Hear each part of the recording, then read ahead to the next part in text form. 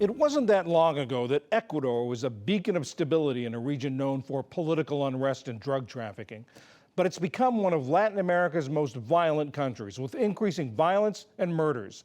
As Ali Rogan reports, many Ecuadorians are turning to their young political outsider president to turn things around. Ecuador is in a state of war.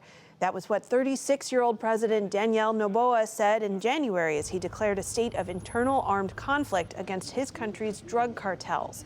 In the past year, the small South American nation saw the assassination of a presidential candidate, the escape of numerous gang members from prison, including the leader of one of the country's most powerful drug cartels, and a brazen armed takeover of a local TV station during a live broadcast.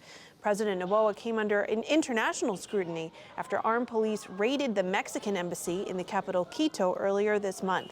They arrested a former Ecuadorian vice president who sought asylum in the embassy after being indicted on corruption charges.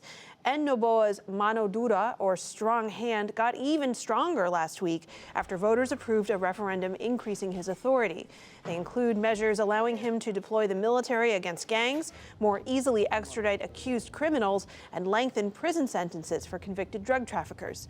Carolina Jimenez Sandoval is president of the Washington Office on Latin America, a research organization which advocates for human rights in the region. Carolina, welcome back to PBS News Weekend. Thank you so much. Why is gang violence in Ecuador right now spiraling so far out of control? Well, more than gun violence, I would say it's organized crime violence. Unfortunately, in the last few years, the Ecuador as a country has started to play a different role in the international drug trade. We need to think about the country's geographic location. It is basically a sandwich between Colombia and Peru, and these are the world's largest coca growers and cocaine producers. For many years, Ecuador has been a transit country for drug trade, but the control of the drug trade was done mainly from Colombia by the FARC, the rebel group. Once this guerrilla group demobilized, when Colombia signed a peace agreement in 2016, there was a major vacuum. Who will control this very profitable business, illegal business? And that's when we started seeing Ecuador becoming more and more violent. And as you know, Mexican cartels, Colombian cartels, and even Albanian cartel entered the country forcefully to fill that vacuum left by the former FARC guerrilla group, we have seen really a turf war in which cartels fight each other, and they also fight the government, and unfortunately, you know, normal citizens are paying the consequences. And a lot of the government's efforts to quell this violence has taken place around and inside the prisons. So let's talk about the role that the prison system in Ecuador is playing in the proliferation of violence and also in efforts to try to reduce it. I think the first thing we need to acknowledge is that the prison system in Ecuador has been in crisis for many years.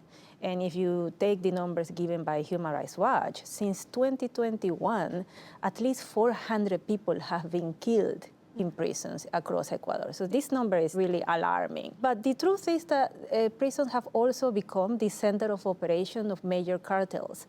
They use prisons not only to organize their business, but also to recruit new members. So despite efforts from the government to control the penitentiary system, it is very clear that organized crime has the upper hand in prisons. Unfortunately, you know, the mano dura that you were speaking about earlier, the iron fist policies of the government often increase violence in prisons. They don't really reduce ill treatment or torture and many other things that are happening to detainees. So let's talk a little bit more about that mano dura policy. How is it playing out in Ecuador right now? It is the old and felt strategy of militarizing citizen security. We have seen this strategy being implemented in different Latin American countries. Mexico is perhaps the best example. And basically, President Noboa, after the referendum, now has much more power to maintain the military in the streets. The military will be carrying security operations together with the police. And what tends to happen in these cases is that the military, who are created to play a very different role, not a role of the civilian police plays, usually provide short-term gains. The military are not prepared to deal with organized crime, are not prepared to substitute civilian police, and human rights violations in this type of strategies are always at the forefront of the military work, and Mexico is perhaps one of the best examples we have seen. What about the United States' role here? How is what's happening in Ecuador affecting the international drug trade as it relates to the United States? And is the United States helping at all to address these issues? When we saw a major spike of violence in January this year, and the president of Ecuador declared a state of emergency, almost immediately after this happened, a high-level delegation of American government officials flew to Quito, and we saw the South Command's Commander General Laura Richardson promised that military aid was going to be, part of the U.S. policy towards Ecuador, and everything from, providing military equipment to FBI advisors. So there is a package in the making. Of course, it is important to, have a strategy against the drug trade, but we certainly hope that the U.S. will not focus exclusively on supporting a military approach. It is necessary to professionalize the police, to support an independent and functioning judicial system, to support civil society and the free press, which is more important than ever when this crisis happened. And honestly, we don't think this is going to change if the current global prohibition regime of, around drug policy continues to be fueling the violence that it has fueled for so many years. So unless we have a real conversation about reforms to the global policy related to drugs, I'm afraid that we will continue to see the violence that Latin America has seen for over 5 decades now. Carolina Jimenez Sandoval, the president of the Washington Office on Latin America, thank you so much for joining us. Thank you for having me.